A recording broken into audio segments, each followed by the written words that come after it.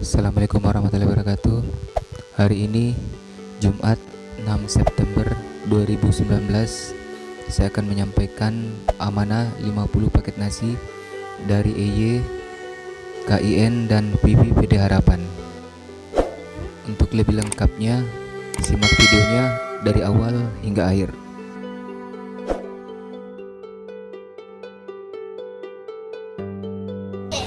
Kenapa ya? Kering tiap hari suka kumpul. Hah? Kau iya? Hah? Sama aja. Ini? Siapa namamu kau iya? Hah? Dek, Nama tak? Nabila. Kalau ini? Hah? Kak, Vika? Kalau ini? Rina. Hah? Rina. Nggak sekolah. Kalau ini kelas berapa? Kelas 1. Ini? Ini? Hah? SMA? Apa sih?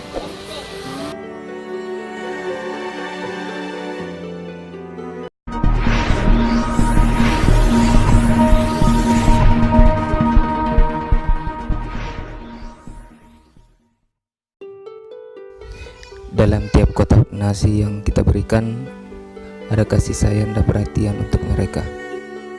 Dalam tiap suap nasi yang mereka nikmati, ada ucapan syukur dan doa dari mereka.